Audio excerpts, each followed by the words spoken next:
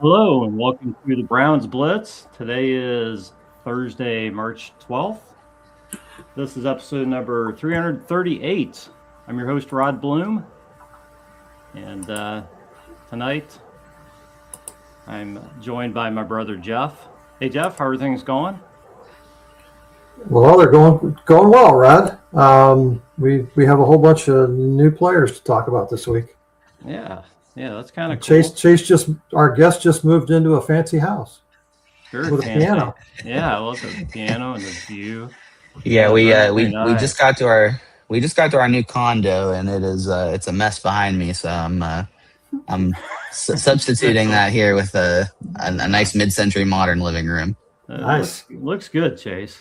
Looks good. Yeah, Chase Richardson. You guys can find Chase at Chase KR8 on X. And Chase, it's been a while. How you been? I've been really good, Rod. It's really good to be back. Really excited to talk about all the additions and honestly some of the subtractions. Maybe addition by subtraction in some cases. Maybe a little bit. Yeah, we'll see. We're in. What was today? Day 3, day 4, day 4. I guess it started Monday, so day 4. Yeah.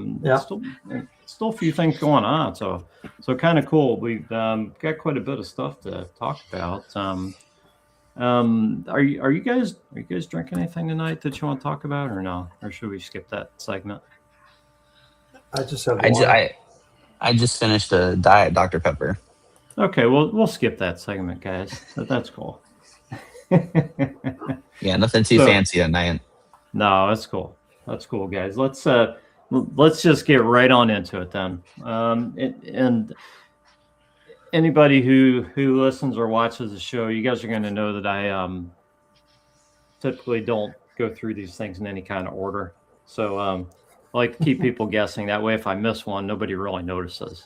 So Right. So anyways, so yeah, the first thing I had noted was the RFAs, which is kind of last first and the last thing to happen. The guys that were tendered and the guys that weren't, and Ronnie Hickman was tendered, and I guess that's kind of a little bit of a confusing situation because they put a second round tender. But Jeff, you were saying that they would only get a third round pick because he was a UDFA. I didn't see or hear that. So there's been a lot of confusion around this, Rod, and because you can't get a pick higher than the third round if a guy was drafted third round or later. So Ronnie Hickman was a UDFA, obviously. So the Browns had a couple of choices. They could do him right of refusal, first refusal. So if any other team made him an offer, they could match, or they could give him a round tender. So they gave him a round tender based on his experience in the league, how much he's played, and so. What that means is that he would be paid 5.8 or 5.9, I think, if he ends up taking the tender. If he does not, then the Browns would be compensated with a third round compensatory pick in 27.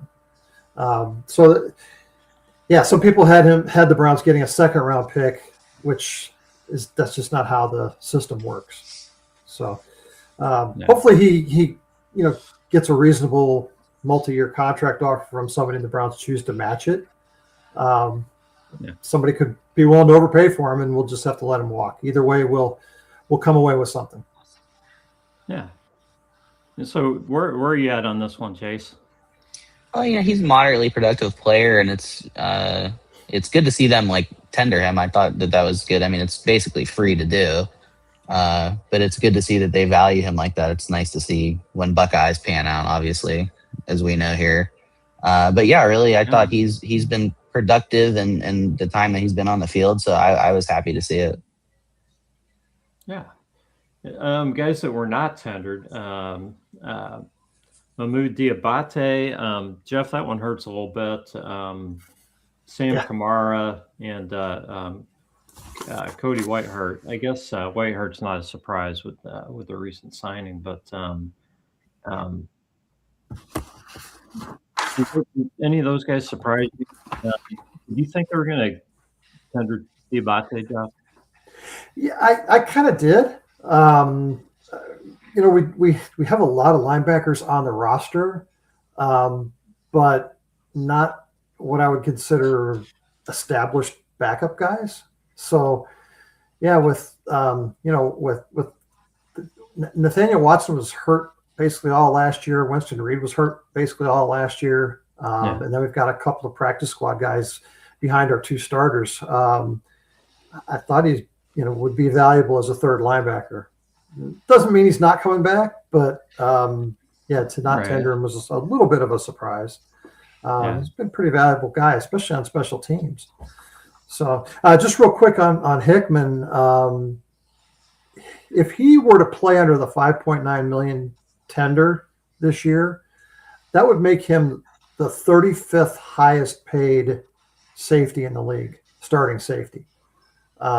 So pretty good value for a starting safety, right? Yeah, absolutely. Yeah. We've seen the silly money going around, guys. So it's been pretty crazy. So I don't know. Andrew Berry must have some other ideas, some other plan at linebacker. I'm not sure what the future holds there just quite yet, but I would be surprised if we're going to sit tight with what we have. It's a pretty decently deep draft year at linebacker, if I recall, just from various draft things I've read. So that could be a spot too. They have a lot of picks on day 2 and 3, so should be good there. And there appears to be a lot of speed at linebacker in this draft. That's for sure. Oh, unbelievable! Yeah, unbelievable combine this year. Yeah, definitely. So, anything else there on the RFAs, guys? I'm missing. I liked some things Kamara did. I would not be shocked to see him end up somewhere. I thought he did some pretty decent things and limited opportunities. Yeah, I think it's kind of a numbers game with him. He's just not in that top part of the rotation. So he's going to keep fighting for a spot in Cleveland. So some of those guys get a chance to catch on somewhere else, and other guys, if they stay hurt, great. I think that's just how it is. So some of these guys could find their way to the practice squad, Rod. I wouldn't be upset about it. Any of those guys ended up there. Yeah. I think there are still some openings on the roster to be filled, so you can't rule any of these guys out at this point just because the Browns have made a procedural move on them for money purposes. Yeah, definitely.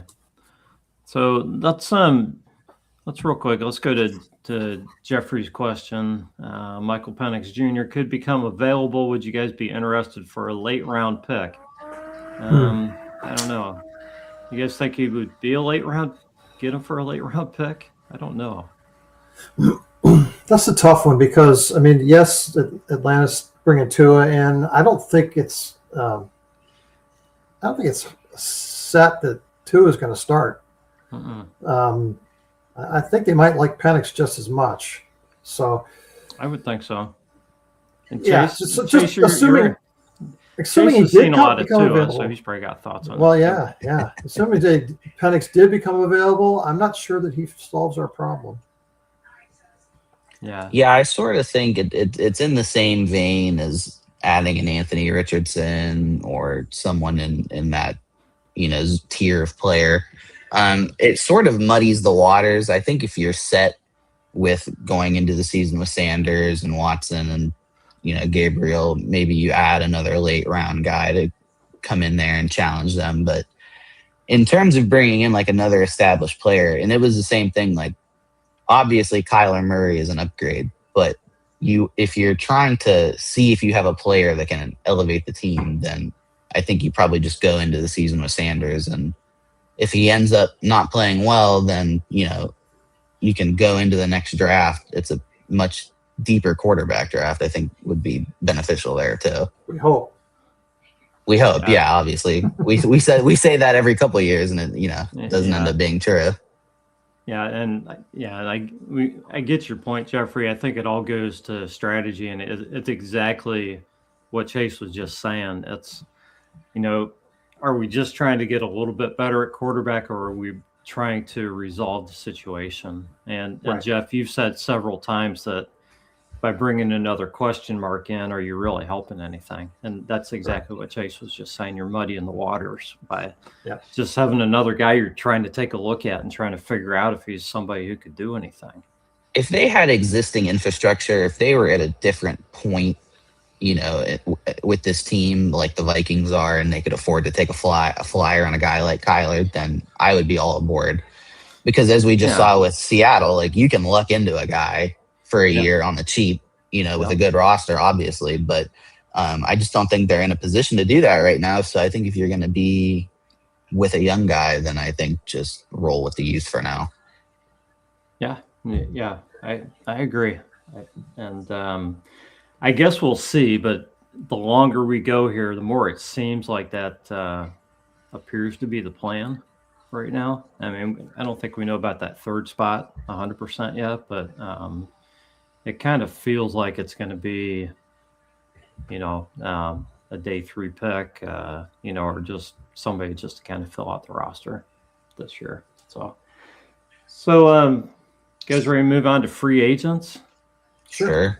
That's the exciting part of the show. That's right. That's what we've been waiting for. So we got a few to talk about. Before we launch into all these, I wanted to thank Barry Shuck. He's written articles on 3 of these guys: Elton Jenkins, Zion Johnson, and Quincy Williams. He's sent all these to me today. Jeff and I had a chance to look these over. So you can find all those on Barry's. These are player profiles that go pretty deep on all these guys. So a lot of information there. Check them out on Barry's Twitter account or on Dogs by Nature. So a lot of good information there. So I appreciate Barry sending those to us. But believe it or not, I'm going to start out with the blocking tight end Jack Stoll, just because he's the first name I wrote down. And I like to, go against the curve sometimes, guys. So, and this was an interesting one because my boss's last name is Stoll. So when I heard that and he actually played college football at UD. So when I heard that they signed Jack Stoll, I went to his office. I said, "Are you related to him?" And he said no, and we started talking football for a little bit. But so Jack Stoll's a blocking tight end that played for the Saints last year. So Browns signed him for 1 year. He's 28 years old. I don't know if we saw the money on this one. Did we see the money on this? Has not been announced to my knowledge, Rob. Okay.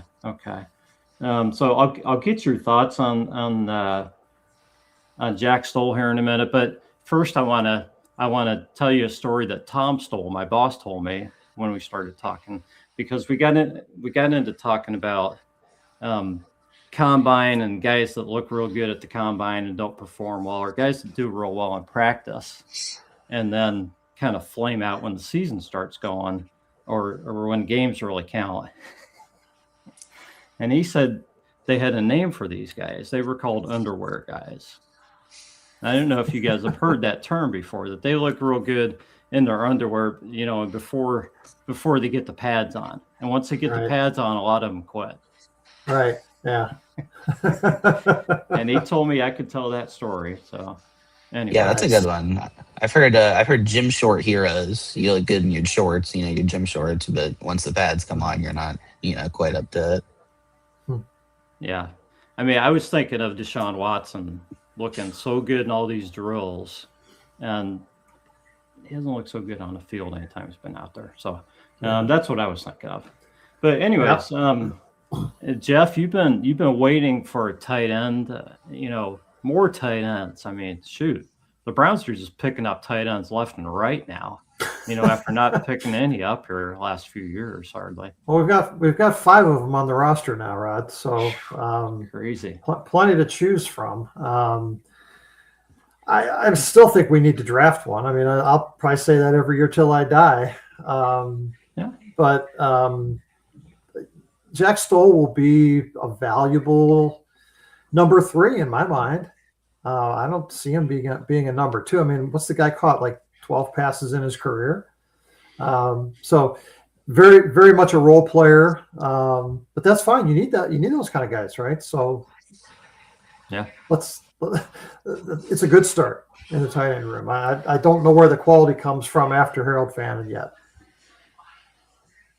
Probably the draft, I guess we'll say. Yeah. I hope so. Yeah. I guess we've said that for 2 positions in a row, though. So I guess we got a lot of picks. Yeah, a lot of picks, Chase. Right. And they all have to land somewhere. For sure.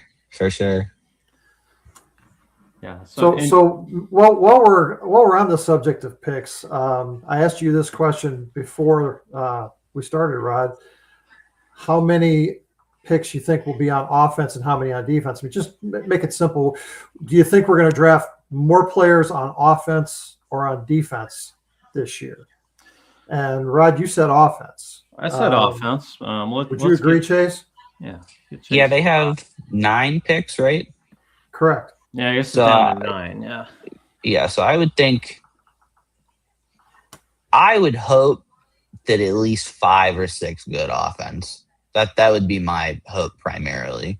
Okay. But who knows? So which is what I said. I said 5 offense and either 2 or 3 on defense. Is my expectation. They might not take all 9 picks, right? That's true too. They could trade for stuff next year. Obviously, right. They trade Barry's up or been known whatever. to do that. Right. Yeah. So let me give you 2 more pieces of information that might alter your opinion. On the roster right now, this is the best I can put together. Okay, I might be missing somebody here. Okay, but from the information that I have, the best I can put together is on the offensive side of the ball right now on the roster. We have 32 players for 25 positions. On the defensive side of the ball right now, we have 23 players for 25 positions. So 9 more guys on the roster right now on offense, and all of the futures contracts went to guys on the offensive side of the ball. Okay, obviously, we're going to do a lot of work on that side of the ball. Like I said a few minutes ago, these guys have to land somewhere on the roster. So when you draft a guy, you want to know that he's going to have a roster spot, right? And right now, just looking at what we have, we need at least 2 players on the D line. We need at least 2 players in the secondary, and we probably need a linebacker. So if those numbers work out, if nothing else changes, at least 5 of those picks need to be on defense. Well, I understand what you're saying, but they're pretty good with UDFAs too, so you don't know. That's a possibility.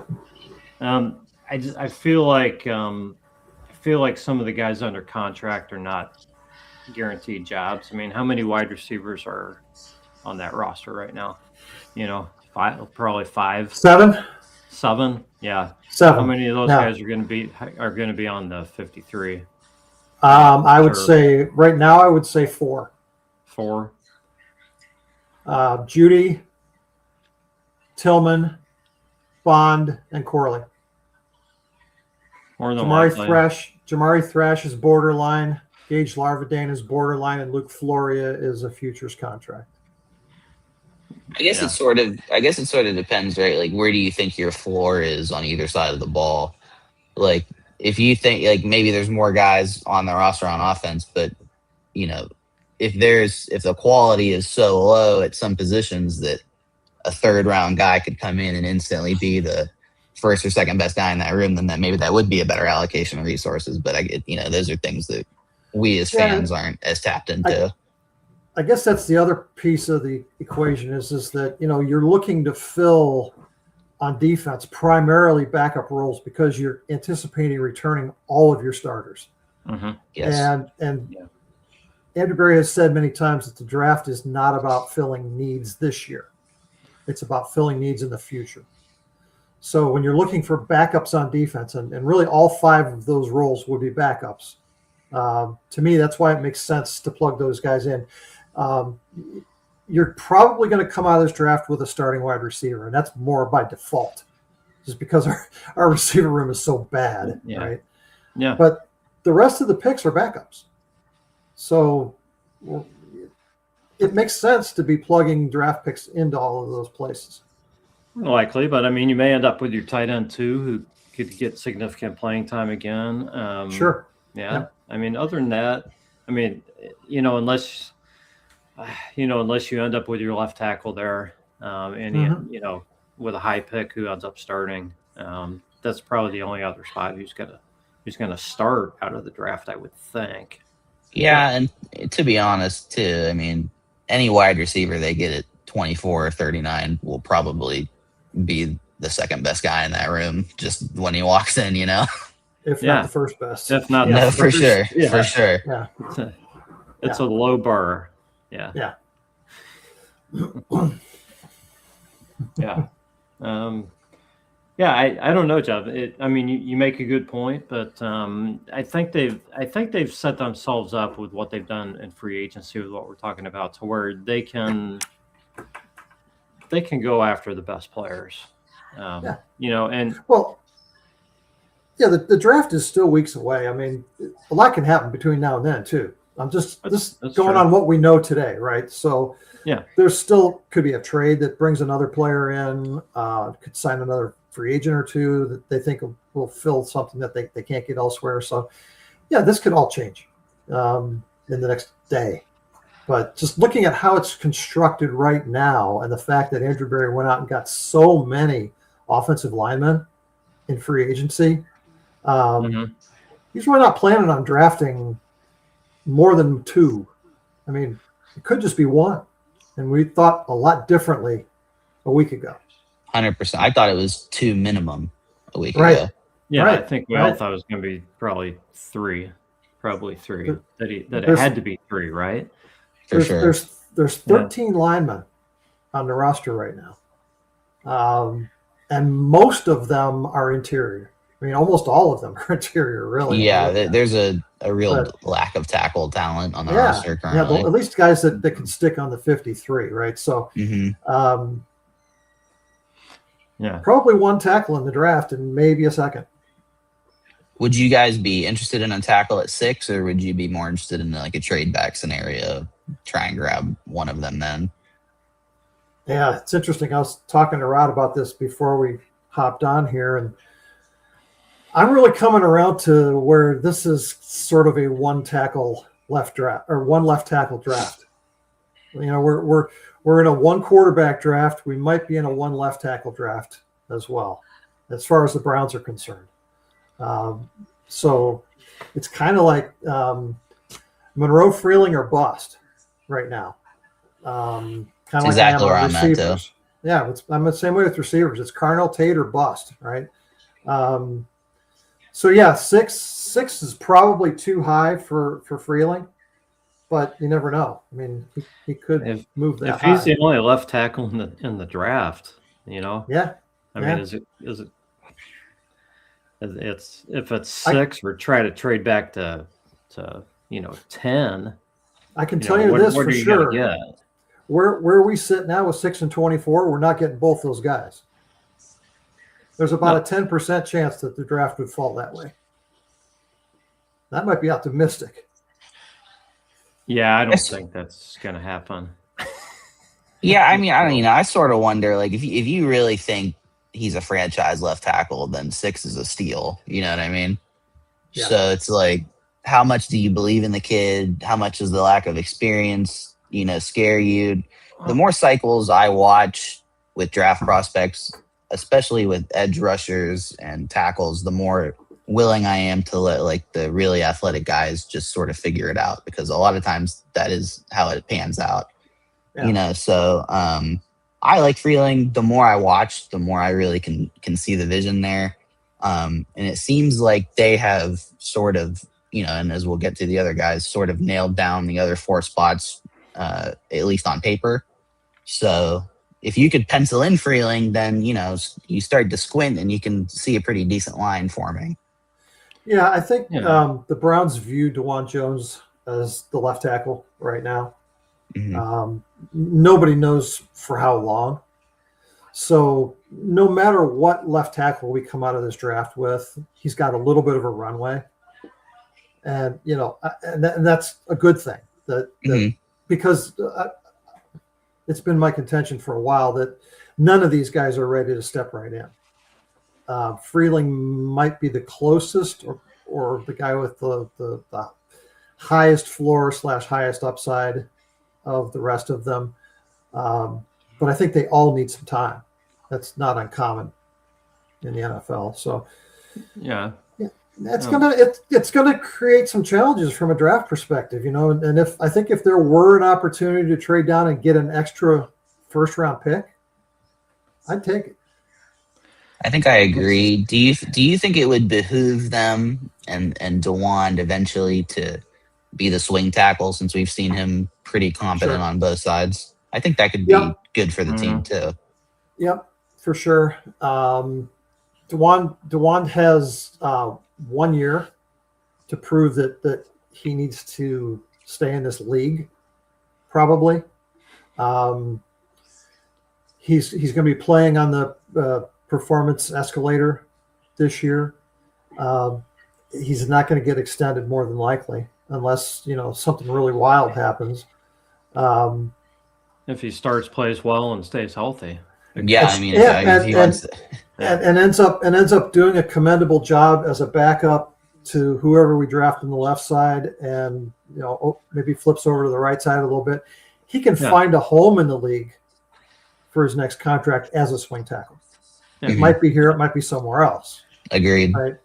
But I think he's got a pretty short leash to do that this year. Agreed. I think left tackle is just it's funny on the Browns because we obviously got spoiled with Joe Thomas, and everybody got to watch a Hall of Famer, either the best or one of the best, to ever play there for for his whole career, most of us, and then Joe retires, and our most recent true left tackle is Jed Wills, and everybody, the guy wasn't perfect, but they switched him from right to left, and that was probably the first mistake, and then and then there's effort issues and everything, and it's like I think we as fans really need to change our expectations at left tackle to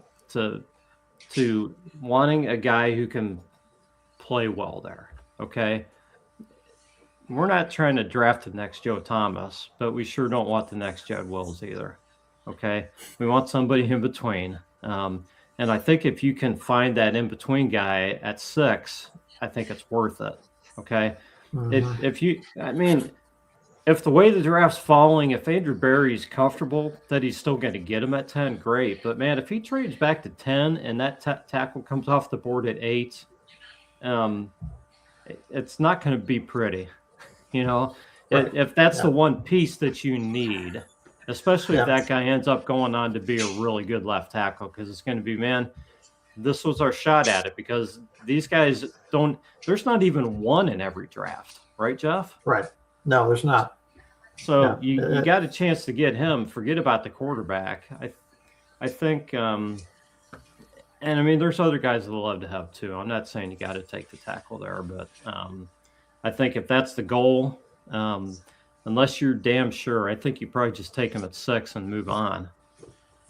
That's my thoughts. Well, I would say that it's a real massive improvement from a week ago that we're talking about only looking for one guy. Mm-hmm. This time last week, we only knew maybe one guy. So Yeah. a lot has happened. Well, we knew about Titus Howard last week. Yeah. But at least as far as having the foundation on the offensive line and only having to go out and really solve that left tackle spot, and that you're really only talking long term there. You're not talking about this year, right? So, Right. Worst case scenario, the Browns could limp through this year without drafting. I like that they have a lot more guys that they can put out there that you trust not to, get killed every single rep. Yeah, that was the big issue. Yeah. So I summarized it this way: what Andrew Berry did in the last week or week and a half with the offensive line is I think he had 3 criteria. He wanted guys with some versatility. He wanted guys with mobility, and he wanted guys with durability. Yeah. And I think he found that in all of these guys that he brought in.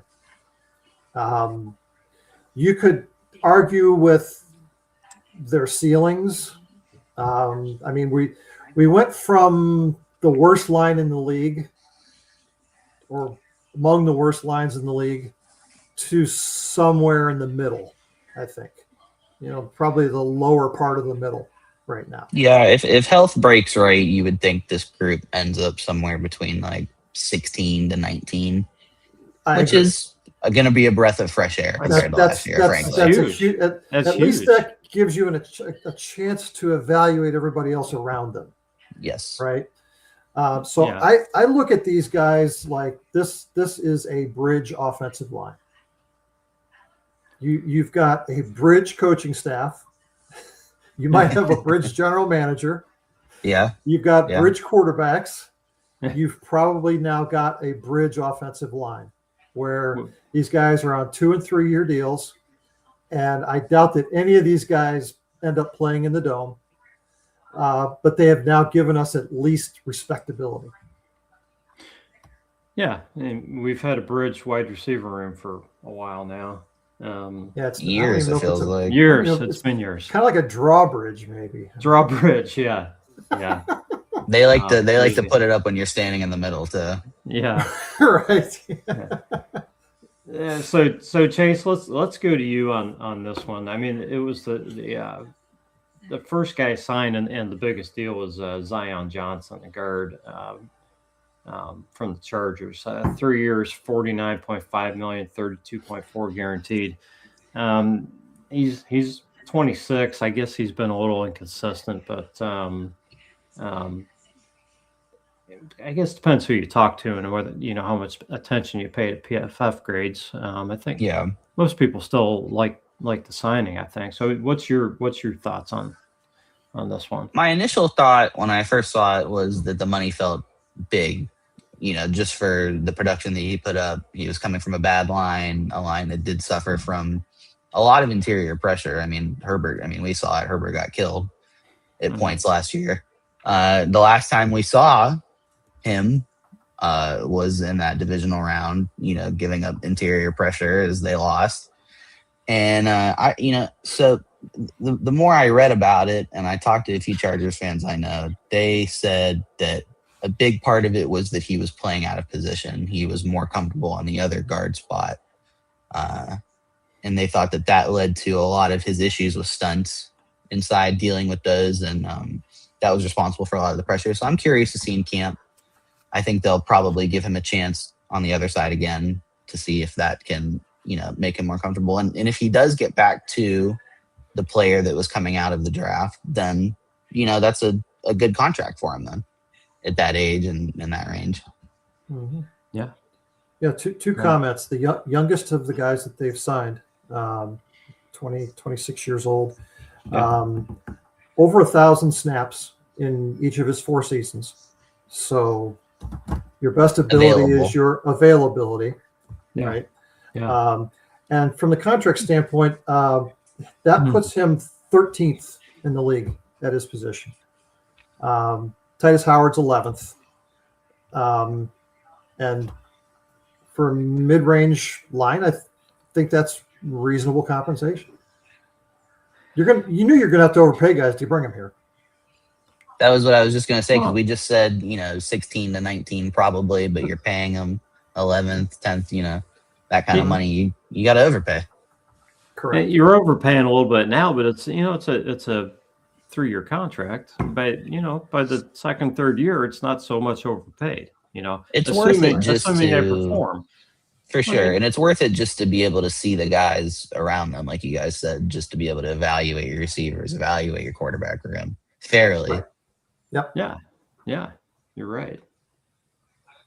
So let's just move on, guys. Elton Jenkins from the Packers, most recently a center. So the Browns signed him 2 years, $24 million. He made the Pro Bowl as a left guard in 20 and 22. Yeah, I thought I had his age down here. Let's see. He's 30. He's 30. Okay. Yeah, I didn't Or write almost his age 30. down. Okay. Yeah. So yeah, he's on the top edge of the age group for the guys they Brown. I think Titus Howard's same age, right? 29 or 30. Yeah, right in that same ballpark. Yeah. So and Elton Jenkins, despite what you might see on X, it is not related I saw that. to anyone else on the Yeah. Browns roster. So, but yeah. Anyway, so he's coming off a broken leg or something. I don't know what ankle, I think, or lower leg. Yeah. Okay, but Yeah. I assume that's not a big issue. Sounded like a similar injury to what Quinshon Judkins suffered. Okay. Yeah, I mean this guy is very versatile. He's played a lot of positions. I think he can Pretty play much everything. pretty much everywhere. So Yeah. very interesting. Seemed like a great pickup to me, anyway. What do you guys think? The versatility of point this is well taken. That seemed to be a point of emphasis, across all the O-line signings, frankly. So Yeah. and I think that's important, just to be able to mix and match and find your best five when you really don't have anybody for sure in any position. So Right. Yeah. Contract wise, Rod, that puts him 5th in the league as a center. Again, though, the versatility, he can play a lot of different places on the line. So I don't think you can overpay for a guy that can do all those kinds of things. Might be the best signing on the offensive line if he stays healthy. Yeah. 12 million a year. Seems like a pretty good deal to me. Yeah. Yeah. And the Browns bring back Tevin Jenkins, 1-year deal. Tevin Jenkins played pretty much everywhere last year. He's 28, so I don't know. What did you guys think of Tevin Jenkins last year? Did you really get a good read? I mean, he played all over the place. It's hard to evaluate guys when they're moving like that. I mean, again, I like that you can move them around. I mean, I like that, but at a certain point, it does feel hard to nail a guy down. I mean, obviously, both sides, whatever. I think as it sits right now, he could end up being one of the starting guards, as you pencil it in today. And he was good in the run game. I thought he did some nice things. So, yeah. So, we'll come back. We'll come back and just talk offensive line here in a minute. I guess we got 2 more. Quincy Williams, which kind of goes with the loss of Devin Bush. I guess we'll say loss, but yeah, Devin Bush moves on to the Bears. 3 years, $30 million, and the Browns promptly signed Quincy Williams, who's with the Jets.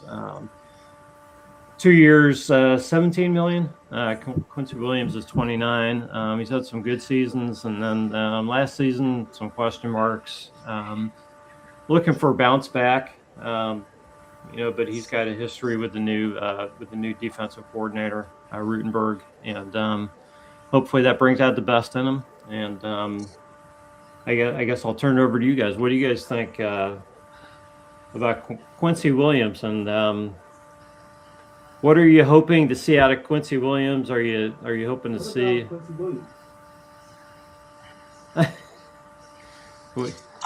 Sort of like it seemed, just based on the market for this offseason, it seemed like 10 million was the range teams were around for off-ball linebackers. The Browns obviously didn't want to do that up front for Bush. There was some reporting that they did try to bring him back, but that ultimately that price tag must have been too much. So Rutenberg, I assume, lobbied for Williams, and then he's had, like you said, he had good seasons. So potentially the issue personnel related, maybe he'll be able to be better behind this defensive line we know is very productive. Yeah. So just bounce back, hopefully. Yeah. Yeah. I think, first of all, the Devin Bush signing just about floored me. That Chicago was willing to give him $330, but that other teams weren't offering him more. From what I was hearing, it sounded like he was going to get a lot more money than that. That's what I thought. And that the Browns didn't decide to just figure out a way to pay him.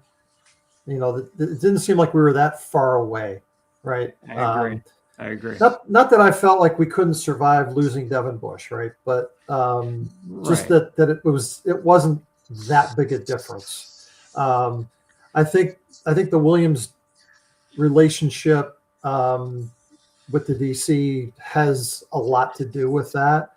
That Rudenberg now feels like he's got a guy there that he trusts, that he knows, and can scheme with. So there's some value in that, I think. Williams 33rd on the money list for an off-ball linebacker. So pretty good deal, really, for a guy that you know what to expect from. I will say this, though, that once again, this is a bridge position. This is a guy who gets you to your next young linebacker, wherever he comes from. Absolutely. I mean, he's 29. They signed him for 2 years. Yeah. That's the common theme here. We're trying to get to 29 with an affordable roster that is at least league average. Yeah. Yeah, definitely. Yeah, 100%. So, I guess there's one more. The Browns did sign Corey Bojorquez on a 1-year, $2 million deal. This kind of surprised me, but then I started thinking about it, and after a while, I kind of figured, I think they're just saving some money. If you guys saw what some of the punters were getting, that they decided not to go free agency on punter and sign somebody to a big deal, because this year is kind of a year where I'm not going to say they're not trying to win, but I mean, this is. It's a bridge year. It's a bridge year. They're working on rebuilding, and we know that they're not going to put it all together this season. So, do you really need to have a top of the line punter this season? I think they know Corey. He's been productive for them in the past. I think. Yeah. He was a lot less productive after a lower body injury last year. So I think all that factored in, plus their existing comfort with him. They probably just thought, what the heck. And like you said, the other special teams guys are getting a lot of money they didn't want to spend. Yeah, definitely. So I feel good about it from this perspective, Rod, that we kind of know what we have with him. And if things go south at some point, you go with the hot hand. Punter's not a hard position to go find mid-season. 100%. So that's true. Yeah, that's true. Go with the guy and I mean, he's been good for the most part, not great. And that's kind of what we're looking for right now. So just real quick, Richard, on your comment about two versatile linemen. Yeah. Of our top 8 linemen under contract right now, 6 of them play guard as well. So I think we've got a lot of versatility. Don't undersell it. There's a ton of ability to move guys around, and as fast as we go through linemen, that's going to come in handy at some point. Yeah, definitely. And when they first signed Rutenberg, we talked about his impact on the roster and things like that with the secondary. We really haven't seen that yet, in guys they've signed, obviously, other than the tender, on Ronnie Hickman. I wonder if we'll see something in the draft related to that. So we might. We'll see what happens there. You would think he would at least have some wishes for, to want some guys, outside of Quincy Williams to make his mark on this defense. So tank for Arch. Or somebody. Anyone, really. Yeah, we'll take somebody, guys. Somebody. Yep. So, trying to think of where we're going to go here next, guys. I want to go back to the offensive line. So, which we've been talking about for the last half hour. But anyways, I mean, how do you guys feel about this group right now? I mean, obviously there's going to be some competition in that, but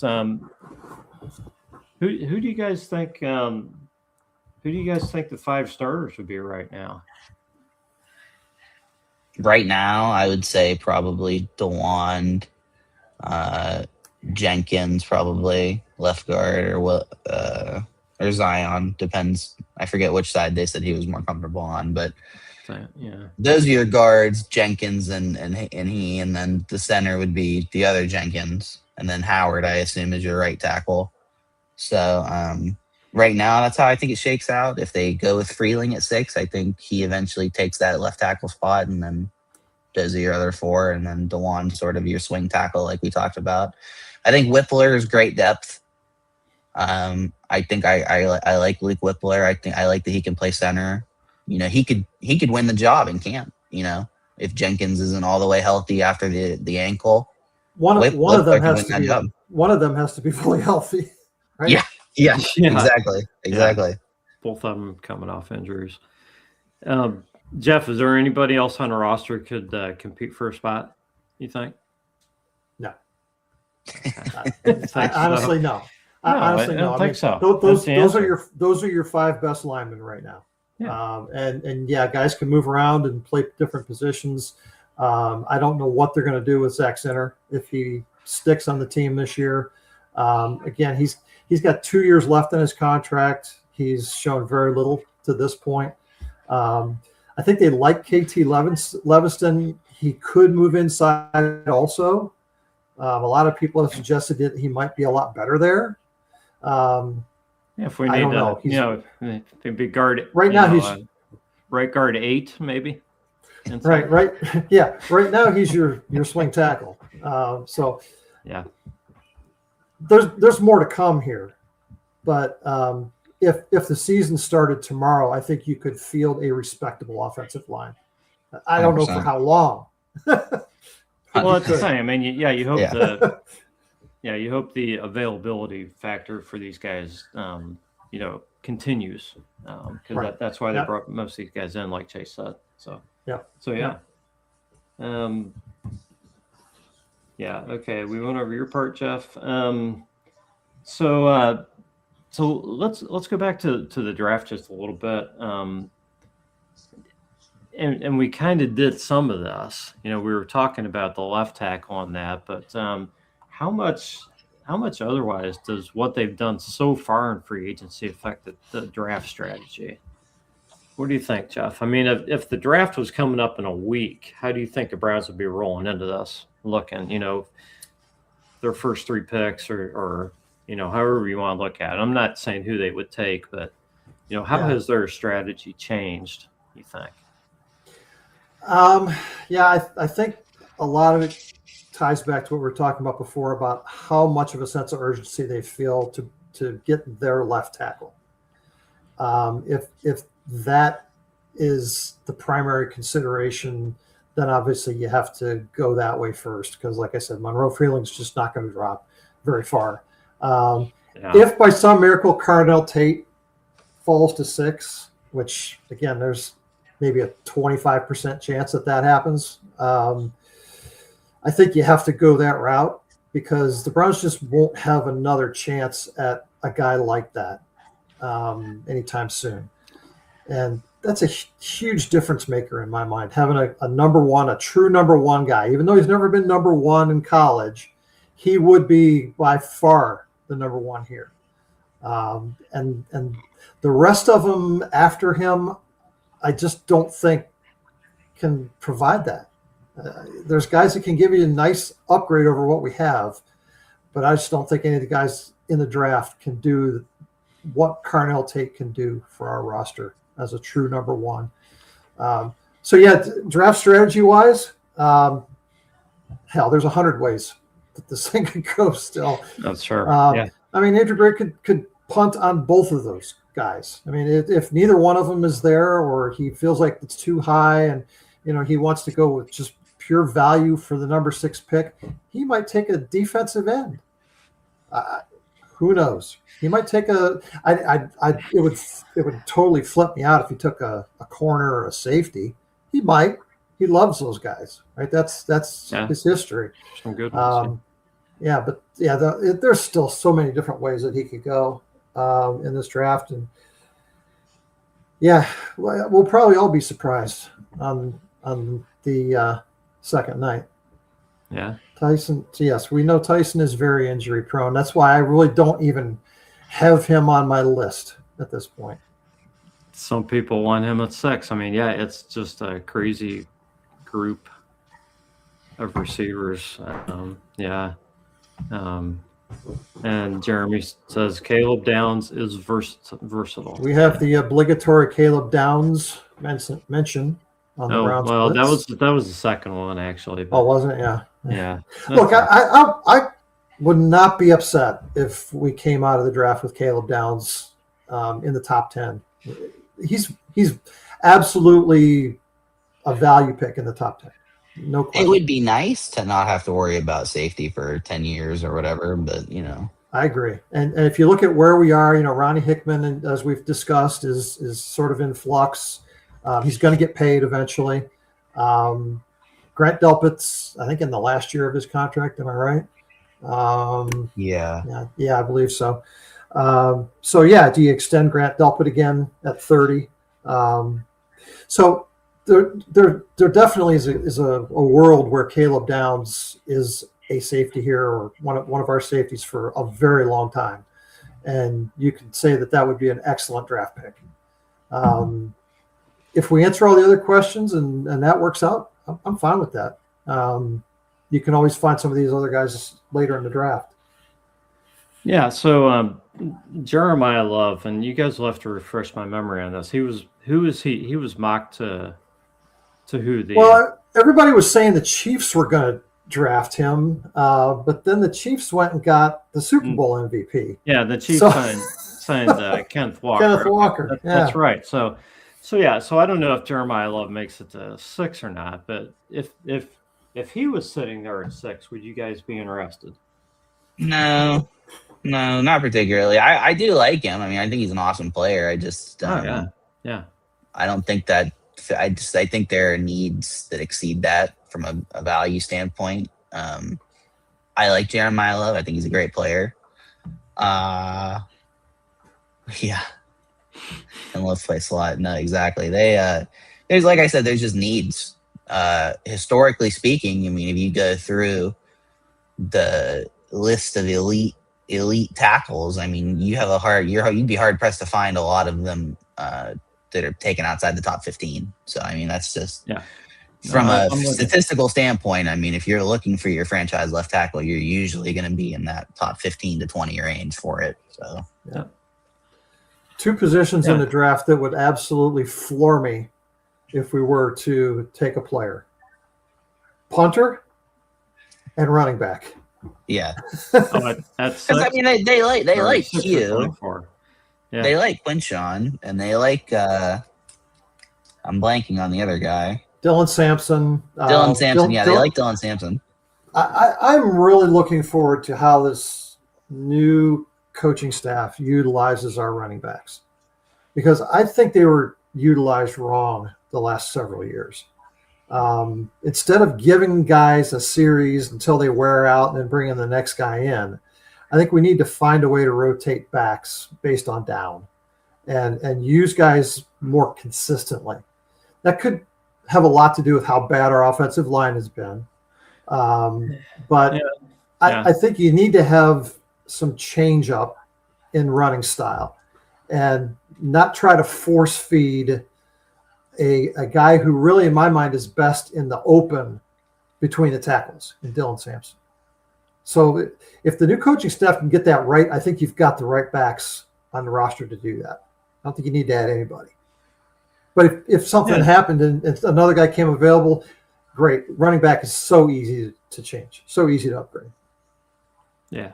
All offense, the first 4 picks, Bubba. If you were listening earlier, I said that there's a better chance of all 4 going defense in this draft. I think there'd be a riot. If they went defense all 4 picks. Don't be surprised if the first 2 picks are defense, though. But I mean, like you said, I mean, there's 100 ways this could go, and I think all of them you can make a defensible argument for. So, right, yeah. So that's the great thing about needing everything, right? Yeah, that's right. Yeah. That's right. The neat little needs thing, everything. Right. Yeah. When you need everything, you really can't mess up. Just pick the best guy, right? Get a great guy. Yeah. Look, hey, he'll be great here. We needed a guy there. I agree on Dylan Sampson. I think he was not underutilized as much as just used wrong. Well, yeah, I mean, you could see it on some of the receptions he had, though, on some of the big plays he had. That guy's electric. When you get him in space and get the ball in his hands, you just got to find ways to do that more consistently. Super young too, super duper young. Like I think he was the youngest player in the NFL last year for a stretch. So I mean, a lot of runway left there.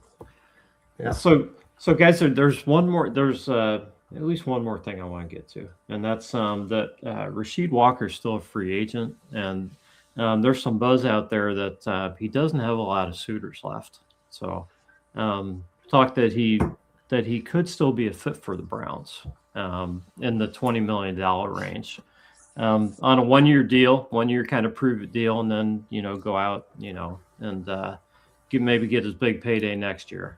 So what do you guys think? Because that would open up the draft even more, wouldn't it? I mean, you still need a left tackle. I mean, if he came here for 1 year, but it could definitely solidify the line for a year. I'm not in a position to say no to anybody, really. I mean, like we just talked about, like you kind of need everything. Yeah. I'm not turning my nose up at hardly anybody at this time, so I would be into it for a year, 2 years even. Yeah. What do you think, Jeff? I think at some point you have to invest in the future, and just putting Band-Aids on this problem doesn't get you where you need to be. And not that Rasheed Walker can't play. Okay, I mean he would probably be our second best lineman. If you really just want to patch it up and get through this year, okay. I don't know that we can make it work under the salary cap. I'm not sure how they're making all these other guys work under the salary cap. But if there's a way to get him here and it kicks the can down the road until there are more left tackles in the draft next year, maybe. Okay, I can understand that. But I think at some point you have to say, you know what, we need to be getting guys ready for next year and beyond. And that's why I've been saying for years now, take guys in the second and third round that can develop into players in a year or two. We never give guys a chance to develop. You know, our quarterback has to come in and be an all-pro the first snap he takes. You know, we take that same approach with every player on the roster. Sometimes it works with Carson Schlesinger, but more often than not, it doesn't work. And guys flame out, and we wasted our efforts. So a lot of times they catch on in their next, second, or third destination too. I mean, the list goes on and on of guys that have come out of the Browns organization. Do better. Yeah. So that, you know what? There's a lot of good players in this draft that might need a little time. We need to be thinking about where we can plug those guys in so that they're still around to sign that second contract with us. We're just not doing really well at that right now. 100%. Yeah. So let's start putting more guys into our roster who we want to keep here. Yeah, I'm with you. I think there are probably too many good linemen in this draft for the Browns to sign Walker and then just say, you know what, we're good. We're just not going to draft anybody this year. You know, and then just have all these guys who are going to be here for a couple of years, and then be done. You know, and then just wait on 27 or 28 to draft more guys. It's just not going to work. So. Look, I mean, here's Andrew Berry's MO, right? Andrew Berry's MO is bring in Walker, cut DeJuan Jones because you don't want to pay him the PPE, and then draft Markel Bell in the 6th round. I mean, does that get anybody excited about where we are at left tackle in the dome? No. I mean, they had Markel Bell in for a visit. Why do you think that is? Because they're looking for a value left tackle, right? Right. That doesn't excite me. No, they need to go a little bit higher than that. I'm in favor of Freeling. I think it. Yeah, I mean, trade down. Dallas is the team everyone talks about. Jerry's an idiot. Just talk about Dallas. 12 and 20. Yeah. So that's an option. Yeah.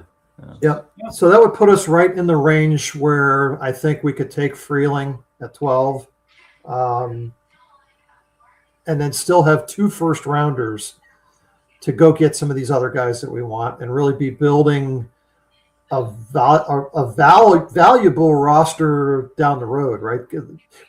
Put 3 first rounders in. It just kind of like how everybody viewed our draft last year. If it was redrafted now, 4 of those guys would go in the first round, right? And now you've got something to build on. So the more high picks you have, I think, and when you're in this position with a roster, the better you are. Yeah, I think like we talked about earlier too, like a week ago, I was dead set 39 or 70 had to be best guard just on the board, whoever. And I think that now there's a lot more optionality there, which is nice. Well, and that kind of bums me out because I'm a big Jennings Dunker fan. Oh yeah. I was really great guys thinking that would have been the perfect pick right there, right? But now that we have 100 guys that can play guard, we probably aren't drafting him for sure. Well, you never know what they see for the future. You know, they might like 2 offensive linemen in this draft, and those are the guys they want to get now, and they can afford to go after those 2 guys.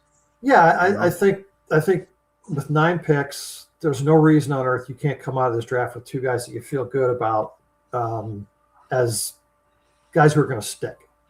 Yeah. You don't have to use your 5th rounders on these guys.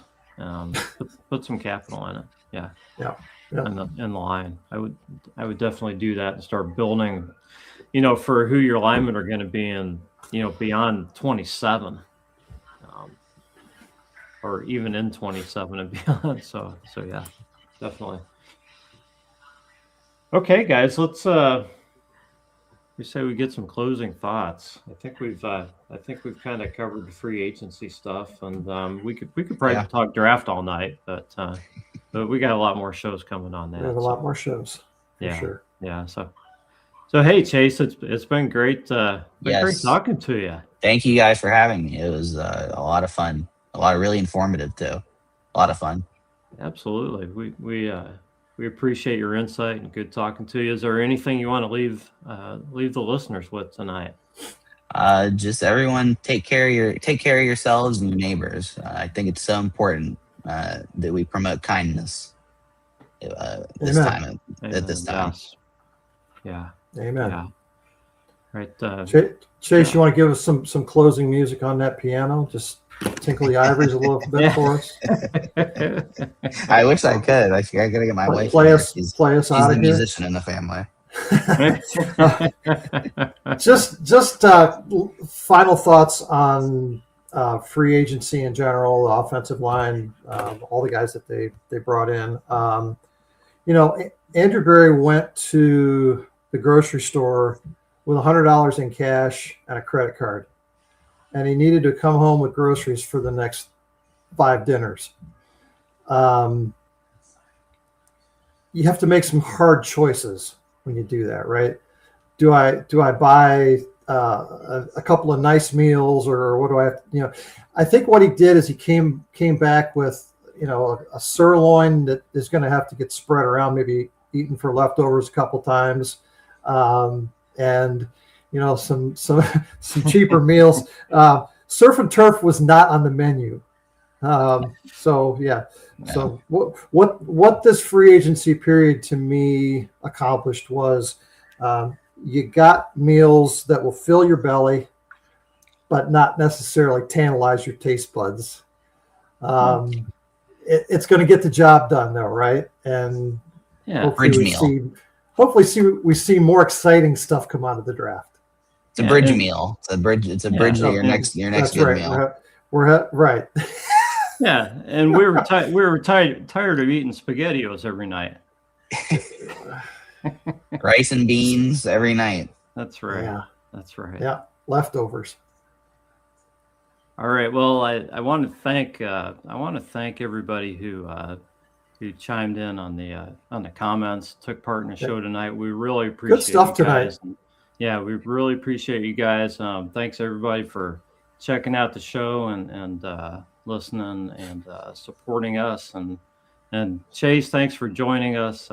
Great catching up with you. Yeah, absolutely. Thank you for having me. Sure thing, man. This has been the Browns Blitz. We thank you for listening, and we will catch you next time.